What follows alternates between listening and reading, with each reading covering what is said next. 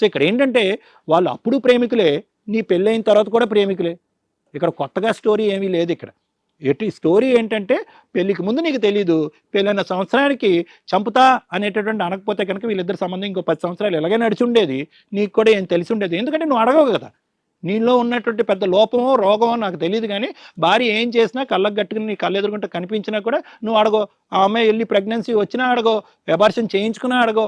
So ఇవన్నీ అడగట్లేదు అంటే కనుక నీకు ఎప్పటికీ తెలిసి ఉండేది కాదు అనేది మనకు అర్థమవుతుంది. సో ఇక్కడ కావాల్సింది ఏంటంటే వీళ్ళిద్దరిది ఏమీ కొత్త స్టోరీ ఏమీ కాదు, మీ పెళ్ళైన తర్వాత నెల రోజులతో మొదలైనటువంటి కథ కూడా కాదు. అడగవలసినటువంటి సందర్భంలో నువ్వు అడగలేదు, తెలుసుకోవాల్సినటువంటి అవకాశం ఉన్నప్పుడు నువ్వు తెలుసుకోలేదు, నువ్వు గుడ్డుగా నమ్ముకుంటాలని నీ ముందుకెళ్ళిపోయావు. ఫైనల్గా నీ తలకు బొప్పు కొట్టేటటువంటి పరిస్థితి వచ్చింది. ఫైనల్గా ఇప్పటికైనా ఇంకా నా భార్య కావాలండి, ఆ మంచితనం కాస్త ఇంకొక లెంత్ ఎక్స్టెండ్ అయ్యి ఇప్పటికి కూడా నా భార్య కావాలండి, ఇన్ని తప్పులు చేసినా కూడా నా భార్య కావాలండి, కావాలంటే మా తమ్ముడిని కావాలంటుంది కాబట్టి తమ్ముడిని కూడా ఉంచుకుంటాననేటటువంటి మాట నువ్వు అనలేదు కాబట్టి నీకు 2 చేతులు ఎత్తి నేను దండం పెడుతున్నాను. అంటే ఎప్పటికైనా కూడా నాకంటూ ఒక వ్యక్తిత్వం, నాకంటూ ఒక ఆలోచన, నాకంటూ ఒక పౌరుషం, నేను మగాణ్ణి అనేటటువంటిది నువ్వు ప్రూవ్ చేసుకునే దానికి ఒక అవకాశం వచ్చింది. అట్లీస్ట్ ఈ టెస్ట్లో కూడా నువ్వు పాస్ అయ్యావు కాబట్టి నువ్వు వచ్చిన దారిని నేను వెళ్ళిపోతాను సార్, నాకు వీళ్ళిద్దరితో నాకు ఎటువంటి సంబంధం లేదని నువ్వు అంటున్నావు కాబట్టి నీకు చేతులు ఎత్తి దండం పెడుతున్నాను. ఇంకా కార్తీక్ విషయానికి వస్తే మేడం, ఇది తెగిన గాలిపటం, ఇది ఇప్పుడు గాలిపటం కాదు, ఇది తెగిన గాలిపటం. ఏ చెట్టుకి ఏ కొమ్మ చెట్టు చివరి కొమ్మకు దొరికితే కనుక దానికి చిక్కుకునేటటువంటి వ్యక్తిత్వం అనేది మాకు అర్థమైపోయింది. ఎందుకంటే బహిరంగంగా అక్కడ అన్నయ్య అనేటటువంటి గౌరవం వదిలేసేయండి, ఒక కుటుంబం అన్నయ్యకి కుటుంబం కాపాడాలనేటువంటి బాధ్యత వదిలేసేయండి, ఇవన్నీ తీసి పక్కన పెట్టేసండి. బేసిక్ మానవత్వంతో మాట్లాడేటటువంటి 2 పదాలు కూడా అతను మాట్లాడినటువంటి అర్ధగంటలో ఎక్కడ కూడా మనకు కనిపించలేదు. అన్న ఏమొచ్చారే నీ మీద ప్రేమ మమకారం ఉందంటే కనుక గాడిదగుడ్డు ప్రేమ మమకారం అవేం నాకు లెక్కలేదులే, నువ్వు దుర్మార్గుడివే, నువ్వు విధ్వంసుడివే అని అంటున్నాడు. వదిన అనేటటువంటి మాట ఇప్పుడుకొచ్చి మొత్తం ఎపిసోడ్లో అతను అనలేదు ఆ పదం, వదిన అనే పదం అనట్లేదు. ఎందుకంటే ఎక్కడ వదిన అనేటటువంటి పదం అతను నోటి వెంట వస్తే కనుక సెంటిమెంట్తో అతను చంపేస్తాం అనేటటువంటి భయంతో ఆ పదాన్ని అనట్లేదు, లవ్వర్ అండి అంటాడు. దానికి మించి ఇంకో పదం ఏమంటాడంటే కనుక ఉంచుకుంటానండి. ఉంచుకుంటే తప్పేంటండి, నా వెనకాల గర్ల్ ఫ్రెండ్ ఉంది, ఆ గర్ల్ ఫ్రెండ్ పాప మా అమ్మాయి బక్కరా నెక్స్ట్ వచ్చే ఎపిసోడ్లో ఆ అమ్మాయి వచ్చి ఇక్కడ కూర్చుంటుందేమో, ఆ అమ్మాయికి చెప్పాల్సిన బాధ్యత కూడా మనకు ఉంది. ఈ మనిషి ఇలాంటి వాడు, తస్మాత్ జాగ్రత్త అమ్మ, వదినతోనే లింక్ పెట్టుకునేవాడు ఇంకెవరితోనే లింక్ పెట్టుకోవడం అనేటటువంటి సంబంధం ఉంది, మీ ఇంట్లో వేరే ఆడవాళ్ళు ఉంటే కనుక జాగ్రత్త చూసుకో, ఇటువంటి వ్యక్తితో పెళ్లి చేసుకోవద్దు, జాగ్రత్త నా అమ్మాయికి చెప్పాల్సినటువంటి బాధ్యత కూడా మనకు ఉంది. సో ఏంటంటే ఇక్కడ కార్తిక్ కంప్లీట్గా ఒక అన్ఎథికల్ ఇమ్మారల్ ఒక గై. అతనికి ఏంటంటే ఆడవాళ్ళు అనేటటువంటిది వాళ్ళ మీద చాలా చులకన భావం ఉంది. అక్కడ వదిన లేదు, అక్క లేదు, చెల్లి లేదు, అటువంటి విధంగా ప్రవర్తించేటటువంటి వ్యక్తిత్వం కార్తీక్ది. కాబట్టి ఈరోజు నేను ఆ అమ్మాయిని పెళ్లి చేసుకోనండి, ఆ అమ్మాయిని కేవలం ఉంచుకుంటాను, నాకు నచ్చినటువంటి వాళ్ళని నేను పెళ్లి చేసుకుంటాను, నాకు అడ్డు అదుపు లేదు అనేటటువంటి ఈ వ్యక్తిని కూడా ఇంకా ఇప్పటికీ కూడా కావ్య అతనే కావాలి, అప్పుడు ప్రామిస్ చేశాడు, ఎందుకు పెళ్లి చేసుకోవడం అని అంటే కనుక ఇంకా అది మరి ఆ కావ్యకి ఒక ఏదైనా మెంటల్ హెల్త్ అసైలం పంపించి అక్కడ ఈ అమ్మాయికి ఏమైనా మానసికంగా ఏమైనా ప్రాబ్లం ఉందేమో డిటెక్ట్ చేయాలి.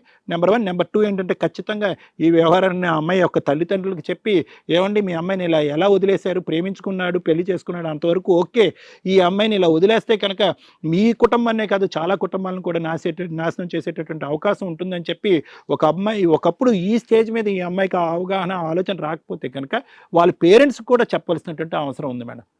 సో ఆ అబ్బాయి డైవర్స్ తీసుకుంటానంటే కనుక yes, I think that is the right and most appropriate decision. తన జీవితంలో చేసినటువంటి మంచి పని ప్రేమించడం కాదు, మంచి పని పెళ్లి చేసుకోవటం కాదు, మంచి పని మాత్రం భార్య దగ్గర నుంచి డైవర్స్ తీసుకోవటం అని నాకు అనిపిస్తుంది. కాబట్టి అంతవరకు ఓకే.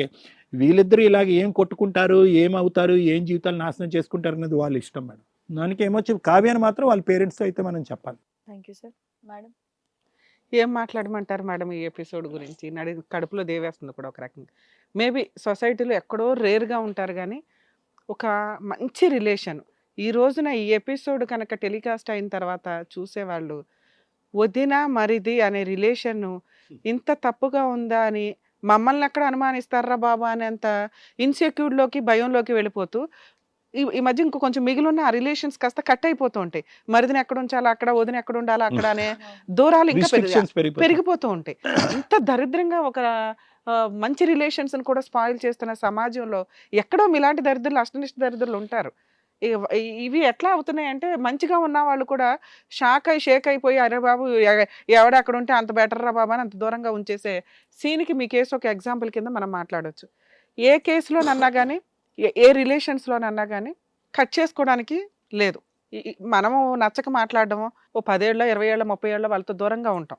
మనకు నచ్చలేదు ఆ వ్యక్తులతోటి ఏదో మాట లేకపోతే గొడవలో ఆస్తి తగాదాలు ఏదన్నా కానీ కట్ చేసుకోవడానికి లీగల్గా లైసెన్స్ ఉన్న రిలేషన్ ఏదన్నా ఉంటే అది వైఫ్ అండ్ హస్బెండ్. సో వీళ్ళ రిలేషన్ గురించి మాట్లాడడానికి ముందు ఒక తమ్ముడు అని కట్ చేయడానికి అవకాశం లేని రిలేషన్లో ఉన్న క్యారెక్టర్ గురించి మాట్లాడాలి అంటే అతను లెగిసి వాళ్ళ అన్న కాళ్ళు పట్టుకొని సారీ చెప్పినాక ఆయన చేసిన 4 మాటలు తప్పులు ఏవైతే ఉన్నాయో వాటికి ఆ మాత్రం చెయ్యాలని. క్రైమ్ గురించి నేను తర్వాత మాట్లాడతా. మీ పేరు ఏంటన్నారు? ఏమో నేను అసలు పేరు కూడా మాట్లాడాలనుకుంటులే. వీళ్ళు మీ అన్న కాళ్ళు పట్టుకో. ఎంత దరిద్రంగా మాట్లాడావో తెలుసా? ఆ అబ్బాయి నీ కాలేజీ ఫీజులు కడుతుంటే మీ అన్న పనికిరాడని మాట్లాడుతున్నావు. ఆ అబ్బాయి నిన్ను చదువు కోసమని ఇంట్లో పెట్టుకొని షెల్టర్ ఇస్తే పనికిరాడని మాట్లాడుతున్నావు. అతనుకున్న పర్సనల్ ఏదో ఉందని చెప్పి నువ్వు అతన్ని బ్లేమ్ చేయడానికి చూస్తున్నావు. ఇంత చండాలమైన వ్యక్తిని పోషించినందుకు అతను నిజంగా అక్కడ తప్పు చేసో పాపం చేసో ఉండాలి. నీలాంటి ఒక నాగుపాముని తెచ్చి ఇంట్లో పెట్టుకున్నాడు. కానీ మా దాకా వచ్చాడుగా. మా దాకా వచ్చినప్పుడు నీ గురించి నీలాంటి క్యారెక్టర్ గురించి నేను మాట్లాడాలంటే అతనికి ఎంతో కొంత ఒక రియలైజేషన్ అయితే ఉండాలి. లెగిసి అతని కాళ్ళు పట్టుకొని నీ గురించి మాట్లాడతాను. లెగాలి, లేకపోతే పోలీసులను పిలుస్తాను ఇప్పుడు. సారీ చెప్పు మీ అన్నకి, క్షమిస్తాడా లేదా అతని ఇష్టం. కాళ్ళు పట్టుకో. ఏంటి హక్ చేసుకునేది ఏంటి? కాళ్ళు పట్టుకో. వద్దు వద్దు తమ్ముడు, నువ్వు చేసింది చాలా పెద్ద తప్పు. వద్దు, అమ్మలాంటి వదినతోనే ఎఫ్ఐఆర్ పెట్టుకున్నావు. వద్దు, నాకు మాట్లాడాలనిపించట్లేదు కూడా ఆ మాట. కూర్చోండి. నాన్న ఎందుకు మిమ్మల్ని సారీ చెప్పమన్నానో తెలుసా? అన్నాదమ్ముల బంధం అంటే అంత మీ తండ్రి తర్వాత తండ్రి పాత్రలో ఉండి నిన్ను పోషించుకుంటూ వస్తున్నాడు. ఇంత వాల్యూ లేకుండా నేను ఈ సారీ చెప్పించింది ఓన్లీ నువ్వు చేసిన తప్పులకి, నువ్వు చేసిన క్రైమ్కి కాదు. క్రైమ్కి ఏం పనిష్మెంట్స్ ఉంటాయో మాట్లాడతా. సారీ చెప్తే ఇట్లా దులిపేసుకొని నిన్ను పంపించేంత ఈజీ తప్పు కాదు నువ్వు చేసింది. నువ్వు చేసిన పని వల్ల అతని జీవితం సర్వనాశనం అయిపోయింది. ఈ రోజున ఒక కుటుంబం లేకుండా పోయింది. ఆయనకి ఏముందా ఏమి లేదా అనేది కాదు నువ్వు మాట్లాడాల్సింది. నీతో అతనికి వచ్చిన పెద్ద కష్టాన్ని నీతో షేర్ చేసుకుంటే నువ్వు చేయాల్సిన పని ఏంటి? అన్న మేమంతా ఉన్నాము, లేదు డాక్టర్ దగ్గరికి వెళ్దామా, లేకపోతే ఎవడు అన్నకు వదినికి లైన్ వేస్తున్న వ్యక్తి కనిపెడదాం, తోలు తీద్దాం, ఆడు తప్ప వదిన తప్ప తేల్చుకుందాం. మన వంశాన్ని ముందుకు తీసుకెళ్లేది మీ ఇంటికి వచ్చే వదినలు మీ ఆవిడని మీకు తెలియదా? చదువుకుంటున్నావు కదా, నీ తల్లిదండ్రులు తెలిస్తే ఎంత హీనంగా ఇదవుతారో తెలుసా? ఈ రిలేషన్ కంటిన్యూ అవుతుందా? నీ జీవితకాలంలో మీ అన్న మొక్కను చూడగలవా? ఆ అబ్బాయి నీ అమ్మాయిని ఉంచుకొని జీవితకాలంలో నీతో ఉండగలడా? నీకు పెళ్ళి అవుతుంది, ఫంక్షన్కి అన్న వదులు రావాలి, వచ్చి ఏమని మాట్లాడతారు, ఏమన్ని కార్యక్రమాలు చేస్తారు? నువ్వు ఎప్పుడన్నా వాళ్ళ ఇంటికి వెళ్ళగలుగుతావా? మనిషిగా జ్ఞానం ఉండాలి కదా. కాస్తైనా ఒక రిలేషన్ ఎక్కడికి వెళ్తున్నారే అక్రమ సంబంధాలకు అడ్డే లేదా? ఇంత దారుణంగా దిగజారుతారా? ఇక తర్వాత మిగిలిన రిలేషన్స్ నోటెమ్మట ఆలోచన వస్తేనే షేక్ వస్తుంది. ఎవరికి ఎక్కడ సెక్యూరిటీ ఉండదు. ఇంకా ఇంత కొవ్వెక్కి తిరుగుతున్నారా సెక్సువల్ రిలేషన్స్ కి? ఎంత చండాలంగా మాట్లాడావో తెలుసా? ఒక పిల్లని లవ్ చేసావు, అక్కడ అమ్మాయి వెనకాల ఉంది, వదిన సుఖ పెడుతున్నావా వచ్చి? ఇంకా పెద్ద మళ్ళీ దానికి ఒక డైలాగ్, నీకు వదిన అనే మాట నీ దగ్గర నుంచి రాదు, చేసే పని మాత్రం చేస్తావు వెనకాల. ఇక నిన్ను క్షమించడం అయితే కుదరదు. నీ క్యారెక్టర్ గురించి నీ తల్లిదండ్రులకి నీ లవర్కి మేము ఇప్పుడు ఇన్ఫార్మ్ చేస్తాము. నువ్వు ఇక్కడ అసలు మాట్లాడడానికి కూడా అర్హత లేదు. ఆ అమ్మాయి కేసులు పెట్టుకుంటుందా చస్తుందా ఆవిడ కర్మ ఆవిడది. ఎందుకంటే ఇక ఆవిడ గురించి నాకు మాట్లాడడానికి కూడా చాలా తక్కువ బెటర్ అని నాకు అనుకుంటున్నా. ఇక నిన్ను ఆయన జీవితంలోంచి కట్ చేయలేను, ఎందుకంటే రక్త సంబంధం. రేపొద్దున మీ తల్లిదండ్రులు కూడా వాళ్ళకి తెలియదు, తెలిస్తే నిజంగా మీ ఇద్దరిని ఒక చోట కూర్చోబెట్టి ఏ కార్యక్రమం చేయలేరు వాళ్ళు. ఈడేంట్రా బాబు వీడు ఎంత అష్టనిష్ట దరిద్రుడు, అన్న జీవితం సర్వనాశనం చేశాడు అని. ఈ అమ్మాయితో జీవితం కట్ చేసుకుంటావా ఉంచుకుంటావా మాకు సంబంధం లేదు, నువ్వైతే కట్ చేస్తావు. ఇప్పుడు ఓపెన్గానే చెప్పావు, వాడుకొని వదిలేసావు. ఒక రకంగా నీకేంటంటే నీ లవరు నువ్వు ఇప్పుడు హ్యాపీగా ఉండాలి, నీ క్యారెక్టర్ గురించి ఎవరికీ తెలియకూడదు అని. ఇది తెలియచేయటం మా బాధ్యత. ఆ అమ్మాయికి మీ తల్లిదండ్రులకి తెలియజేస్తాం. నీకు ఇచ్చే పెద్ద పనిష్మెంట్ మేబీ లీగల్గా ఉండకపోవచ్చు, కానీ మోరల్గా సొసైటీ పరంగా ఉండాలి. కాబట్టి మీ ఇంట్లో వాళ్ళకి ఆ అమ్మాయికి మేము తెలియజేస్తాం. నువ్వు ఏడుస్తావా సస్తావా నీ కర్మ నువ్వు. మేడం గారు మీ పేరేంటండి? కావ్య మేడం. మీరు మేడం అయితేనే బెటర్ ఏమో. కావ్య అని మాట్లాడాలంటే కాస్త కష్టంగానే ఉంది. సరే ఏదైనా కానీ నీ పర్సనల్. అమ్మ ఏంటి ఇంత ఒక మహిళ 1కి 100 సార్లు క్యారెక్టర్ దాకా వస్తే ఆలోచించాల్సిన విషయాన్ని అంత టేక్ ఇట్ ఈజీగా అబ్బాయి చచ్చిపోతాను అన్నాడండి, అందుకే మేము రిలేషన్ పెట్టుకున్నామండి, మా ఆయన పనికిరాడని డిసైడ్ చేసేసావేంటమ్మా? మీకు తెలుసా ఇక్కడ డాక్టర్స్ కూర్చొని ఉన్నారని తెలుసా? పనికిరాని వ్యక్తి బిహేవియర్ ఎలా ఉంటుంది, దానికి ఏం ట్రీట్మెంట్లు ఉంటాయి? లా అండ్ ఆర్డరే చెప్పట్లా, డాక్టర్లే చెప్పట్లా ఒక వ్యక్తి పనికిరాడు అని. ఎందుకంటే ప్రతి దానికి ఈ రోజున మెడిసిన్ ఉంది. నిజంగా నువ్వు అతన్ని లవ్ చేసుంటే ఆ ట్రీట్మెంట్లకి ఏంటని తీసుకొని వెళ్తావు? అంత ఒళ్ళు కొవ్వెక్కి న్యూడ్ వీడియోలు చేసుకునే అంత రేంజ్లో నువ్వు ఉన్నప్పుడు ఆ అవసరం ఏదన్నా ఉంటే తీసుకొని వెళ్ళాలి కదా. పోనీ అతను పనికిరాడా? ఇప్పుడు మళ్ళీ ఇద్దరు ఒప్పుకుంటున్నారు, లేదండి మేము బ్లేమ్ చేశామని. ఒక వ్యక్తి క్యారెక్టర్ అసాసినేషన్ చేసి పడేశారు. నీతో కలిసి ఉండడానికి అతనేమి ఇక్కడికి రాలా. అతను కోర్టుకి వెళితే నువ్వు ఈ అక్రమ సంబంధం బయట పెట్టి చావరు, తమ్ముడితోనే ఉందా అని అనుమానించాడని అతని మీదే కేసులు ఫైల్ చేస్తారు. మీరిద్దరు పతివ్రతలకు లీడర్లు కదా, మీ ఇంట్లో వాళ్ళంతా నీకే సపోర్ట్ చేస్తారు. ఆటోమేటిక్గా అట్లాంటప్పుడు మరిదిని ఎందుకు ఇంట్లో పెట్టుకున్నారు? ఆ అబ్బాయి ఉండడం వల్లే కదా ఈ గొడవ, ఆయన బయటికి పంపించేయండి, మీ ఇద్దరు హ్యాపీగా ఉండండి అని లీగల్గా అతన్ని హెరాస్ చేస్తారు. అది తట్టుకోలేక మమ్మల్ని నమ్ముకొని ఇక్కడికి వచ్చాడు అతను. అతను నీతో కలిసి ఉండడానికి రాలా. నా భర్త కావాలి మరిది కావాలంటే వీడు చండాలంగా. మా షో గురించి తెలుసా ఏం చేస్తామని? చంపల పగలగొట్టి పంపిస్తాం ఒక్కొక్క దానికి. ఇట్లాంటి చిల్లర క్యారెక్టర్లు పెట్టుకొని వస్తే ఎంత నంగనాచిలాగా చూస్తున్నారు. చూడండి మేడం, అసలు ఎంత దారుణంగా ఉంది అమ్మాయి. భర్త కావాలా? విషం పెట్టి చంపేస్తారా మెల్లగా? చేసే చిల్లర పనులన్నీ చేసుకొని. మ్యూచువల్ డైవర్స్ ముందు మీరు అర్జెంటుగా మేము పిటిషన్స్ అగ్రిమెంట్ రాస్తాం ఎంఓయూ, మీరు మ్యూచువల్ డైవర్స్ ఇచ్చి వెళ్ళాలి.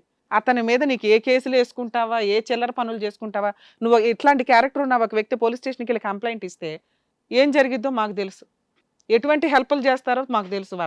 వాళ్ళ మీద కేసులు వెయ్యాలి అంటే అంటే నీ క్యారెక్టర్ దిగజారి దిగజారి దిగజారి ఎక్కడికో వెళ్తుంది. అది నీకు అలవాటు అనుకుంటే నీ కర్మ, నువ్వు జావు. అతని మీద ఏదైనా కేసు వేయాలంటే చీటింగ్ కేసు వేయడానికి కూడా పనికి రాదు. రేప్ చేశాడని వేసుకో ఫాల్స్ కేసు అట్లా, ఎందుకంటే అట్లాంటి వాడికి ఆ పనిష్మెంట్ కావాలి. నేను పడుకొని మత్తులో ఉన్నానండి, న్యూడ్ వీడియోలు చేసుకుంటూ వచ్చి నా మరిది రేప్ చేశాడండి, మా ఆయనకి చెప్తే ఏమవుతుందని వెళ్ళి అభాషణ చేయించుకున్నానండి అని నీలాంటి క్యారెక్టర్లు ఇట్లాంటి పనులే చేస్తారో ఆ పని. అప్పుడు వాడికి బుద్ధి వస్తుంది, ఒక అమ్మాయితో ఎంత జాగ్రత్తగా ఉండాలి. రియల్గా లవ్ చేసిన వాళ్ళకి ఈ ఫాల్స్ కేసులు పడి నరకం కనిపిస్తుంది బయట. ఇలాంటి వాళ్ళకి అటువంటి కేసు పడాలమ్మా, వేసుకో. మీ ఆయన దగ్గర నుంచి నీకు చిల్లి కవర్ రాదు, ఫుల్ అండ్ ఫైనల్ సెటిల్మెంట్ లేదు, మ్యూచువల్ డైవర్స్ ఇమీడియట్గా మేము బాండ్ రాస్తాం, ఇప్పుడు ఎంఓయూ పేపర్స్ మీద సైన్ చేసి వెళ్ళండి. మీకు కూడా మీ ఇంట్లో తెలియజేస్తాం. వాళ్ళు షాక్ అవుతారు కదా, అంత మంచి అల్లుడు ఎందుకు వదిలేసింది, అతను ఎందుకు డైవర్స్ ఇచ్చాడని. మళ్ళీ ఆయన ఇంటికి వచ్చి మీకు ఎక్స్ప్లెనేషన్ ఇవ్వడు. ఏం చెప్తారు చెప్పండి, లేదా మీ ఇద్దరికి ఇప్పుడు జైలుకి పంపిస్తాం పోలీసులు పిలిచి. నువ్వు ఆయనతో ఉంటావా లేదా నేను మాట్లాడట్లా, కేసు వేసుకోవడానికి నీకేమి లీగాలిటీ ఉందో చెప్పా. నీ భర్తతో ఉంటాను అనే రైట్స్ నీకు లేవు. ఇంత రెడ్ హ్యాండెడ్గా దొరికినాక ఇది టెలికాస్ట్ చేసే ముందే మేము పోలీసులకి హ్యాండ్ ఓవర్ చేస్తాం. నువ్వు ఇప్పుడు ఒప్పుకోకపోతే ఇప్పుడే పోలీసులు పిలిపించి ఆ పోలీస్ స్టేషన్లో ఇస్తాం కంప్లైంట్. మీ ఇంట్లో వాళ్ళతో మాట్లాడతాం, వాళ్ళకేం సమాధానం చెప్పాలి, నేను పతివ్రతను కదా అని అనుకుంటున్నావేమో. మ్యూచువల్ డైవర్స్ ఇస్తావా లేదా? ఏ కేసులు వేసే రైట్స్ నీకు లేవు. ఇస్తారు మేడం. సార్ అగ్రిమెంట్ రాయిద్దాం సార్, ఎందుకంటే ఈ అమ్మాయిని నేను నమ్మను. వీళ్ళు ఏం తిరిగి చేస్తారో వాళ్ళ కర్మ వాళ్ళు పండివ్వండి. ఎందుకంటే జీవితకాలంలో ఆ అబ్బాయి తమ్ముడిని అయితే చూడలేడు, అదే పెద్ద పనిష్మెంట్ అతనికి కరెక్ట్గా లేకపోయింది. అసలు నువ్వు జీవితకాలం నీ తమ్ముడిని చూడకు, అతనికి నువ్వు ఇవ్వగలిగే పనిష్మెంట్ ఏదన్నా ఉంటే ఇంతే. ఎందుకంటే నీ కుటుంబాన్ని నాశనం చేశాడు ఒక రకంగా. ఈ అమ్మాయి నుంచి నీ లీగల్గా తప్పించుకోవాలంటే మమ్మల్ని నమ్ముకొని వచ్చాం బాబు. ఈ రోజు నీకు నీ ప్రాబ్లం సాల్వ్ చేసే పంపిస్తాం. మీ తల్లిదండ్రుల గురించి వాళ్ళకి చెప్తాం, వీళ్ళిద్దరి గురించి వీళ్ళ పేరెంట్స్కి కూడా చెప్తాం. ఎందుకంటే వాళ్ళు గుండెలు పగిలి చేస్తారు, కూతురు క్యారెక్టర్ తెలియదు కదా, పిల్ల ఎంత పద్ధతిగా ఉంది అని, ఈ పిల్లకి అన్యాయం జరిగిందా అని. అర్థమవుతుందా? లీగల్ ప్రొసీడింగ్స్ ఏమీ లేకుండా ఓన్లీ మ్యూచువల్ డైవర్స్ తోటి మీకు ఈ ప్రాబ్లం సాల్వ్ చేస్తాం.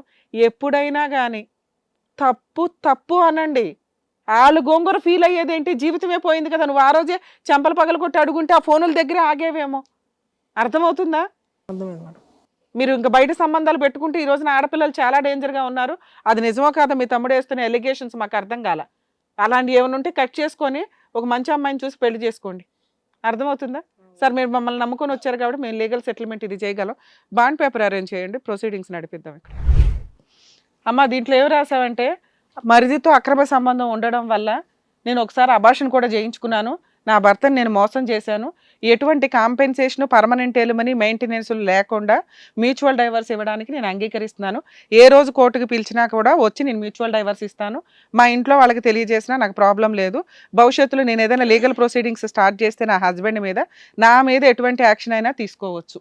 ఇది మీరు అగ్రీ చేసి రాస్తున్న పేపర్. ఇక్కడ నుంచి నువ్వు వెళ్ళిన తర్వాత ఏ కేసులు వేస్తానని ఎదవ డ్రామాలు వేసినా కూడా ఈ అగ్రిమెంట్ పేపర్ అతనికి ఒక ఆయుధం, మా వీడియో అతనికి ఒక ఎవిడెన్స్. అర్థమవుతుందా? ఇంకేమీ చేయడానికి నీకు అవకాశమే లేదు. సైన్ చేయమ్మా.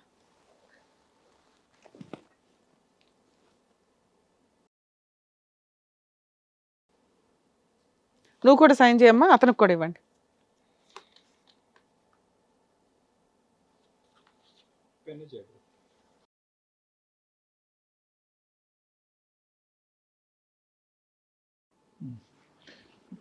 సంతకాలు బాగా పెట్టడం అలవాటు అనుకుంటా. మేడం లీగల్ ప్రొసీడింగ్స్ చూసుకుంటే ఇది మ్యూచువల్ డైవర్స్కి మనం అడ్వకేట్ని అపాయింట్ చేసి పంపిద్దాం. వాళ్ళిద్దరికి ప్రాబ్లం క్లియర్ అయినట్టే లెక్క. ఇక ఆయన మీద కేసు వేసుకుంటావా, ఆయనతో తిరుగుతావా, ఏం చేసుకుంటారని మీరు తన్నుకోండి బయటికి వెళ్ళి. ఎందుకంటే మీరిద్దరు లైఫ్ లాంగ్ లీగల్గా వెళ్తే ఎంత బాగుంటుందో నాకు తెలుసు. ఖచ్చితంగా ఆ ప్రాసెస్ స్టార్ట్ చేసుకో. ఆయన పెళ్లి చేసుకోవాలనుకుంటున్నావు కదా, ఆ దుకాణం ఏదో బయటికి వెళ్ళి పెట్టుకోండి. మమ్మల్ని నమ్ముకొని వచ్చిన వ్యక్తికి మనం న్యాయం చేసి పంపిస్తున్నట్టే లెక్క. వెళ్ళండి అమ్మా, బయలుదేరి. ఓకే వరుణ్ గారు. నమస్కారం మేడం. నమస్తే.